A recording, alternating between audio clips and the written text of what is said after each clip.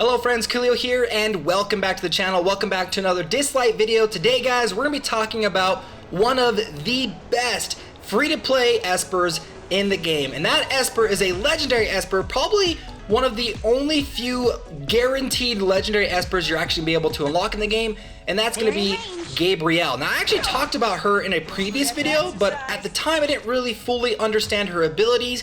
I thought she was kind of okay, but honestly, she is one of the best espers in the game and is a 100% guaranteed esper to actually unlock. So we're going to go through, we're going to talk about her abilities, I'm going to give you guys my recommendations for builds, and talk about why she's so good. Now, before we get into the video, I do want to take a minute to talk about today's sponsor.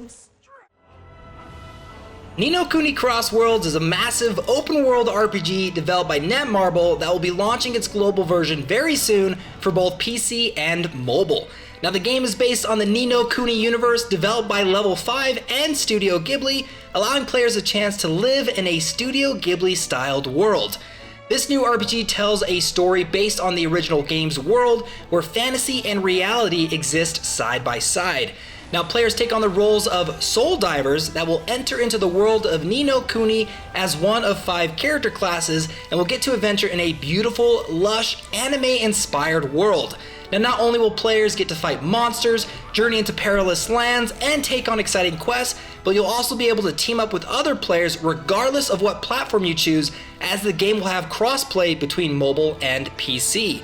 Now, the game's pre-registration is currently available, so head on down into the description down below and click on the link today and get ready to explore a new open-world RPG.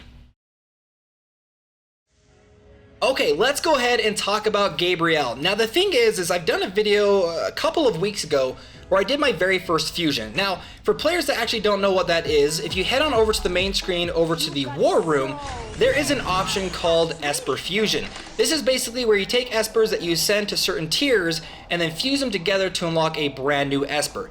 Now, at the time I talked about Fabrice, or Fabrice, however you say his name, and I talked about how amazing his abilities are. He is such a good support character. Honestly, like, if you're the kind of person that just needs an easy support character to unlock at the very beginning of the game, Fabrice is fantastic. He's got one of the coolest abilities in the game where basically he gives any of your other espers a bonus turn. Now, the thing is at the time I talked about how I think Fabrice was actually better than Gabrielle, but now that I've had the chance to actually test her out, she's so good. Like, there are certain stages in this game that you probably are going to need Gabrielle in order to complete. Now, the cool thing is you really only need one esper to make sure that this works. And that esper you're going to need is Bernice. As long as you have at least one Bernice, you're basically guaranteed to be able to pull off the fusion. So all you really need to do is you just need to go through and ascend at least Bernice to phase 4, and then 3 other espers to phase 4, each of the different elemental types to fuse to get Fabrice. And then once you get him, you can then take him and then fuse him into Gabrielle. So the thing is it will take time to be able to do this. And if you're a brand new player, a free-to-play player specifically, it's probably going to take quite a lot of time in order to go through and grind and get to certain stages and get the materials that you need in order to unlock Gabrielle. As somebody who's been playing the game for a couple months, when I actually went through the process to get her, it probably took me a total of maybe 3 to 4 days of casual grind, not even that heavy of a grind, to focus on unlocking her. But at the time I had plenty of resources and plenty of time, and I had some of the higher practice stages unlocked that made it very, very easy to unlock her. But if you're a free-to-play player and you need really, really good espers and you're struggling to get through like the main storyline, even through PvP and through any of the rituals, she is a fantastic esper to unlock, and one that you probably want to start trying to focus on early in the game. And the reason why that is, the reason why she's such a good esper, is she's mainly a support esper that not only supports both defensively but also offensively. Now, in a video that I posted, I think it was my second to last video, I talked about a couple of free-to-play espers that I think are worth unlocking, or that I think are worth maxing out. One of those characters was Brynn, and the other character was Barden. Now, the main 2 reasons between these 2 that I think are really, really great, and were some of the espers I think people should unlock, like, basically right away, is due to some of their abilities. Specifically for Barden, it was his ultimate ability that gives you the defense up to all allies. And then for Brynn, it was, I believe, her secondary ability, which grants an attack up buff to all allied espers. Those 2 buffs can come in extremely handy as a free-to-play player just trying to get through the game going through PvP, and like these espers can be very, very good. The thing with Gabrielle though, she basically takes both of those abilities, combines them together onto one esper, and then gives you even stronger abilities on top of that. So let's go ahead and actually talk about her ultimate ability. First of all, it blesses all allied espers not only with a defense up for 2 turns like Barden, but also gives them an immunity buff as well, which makes it so they cannot be debuffed. That's a huge ability, specifically if you're going through PvP, because there's a lot of debuffers in PvP, and if you can get her to go first, they've got immunity and they can overcome those challenges. As well, on top of the fact that she's not only dealing damage to the enemy, giving your espers defense up and immunity, but also has a chance to add an attack down debuff for 2 turns against the enemy characters. That's pretty big. So defense up and attack down. If you can apply both of those onto, you get the defense up onto your espers and you get the attack down on the enemy, they're barely going to be doing any damage to you. Then you throw in her secondary ability, attacks all enemies 3 times, dealing a total damage equal to 75% of attack. Now each hit has a 40% chance of inflicting defense down for 2 turns. So on top of that, not only are you boosting the defensive capabilities of your team, you're also decreasing the defensive abilities of the enemy team, overall increasing the overall attack damage your team is going to be doing. So you've got offensive support abilities and defensive support abilities. And then if you go ahead and take a look at her basic attack, she deals 100% of attack plus an additional 0.45% of attack per point of speed. And then you can see the overall increases in damage to that.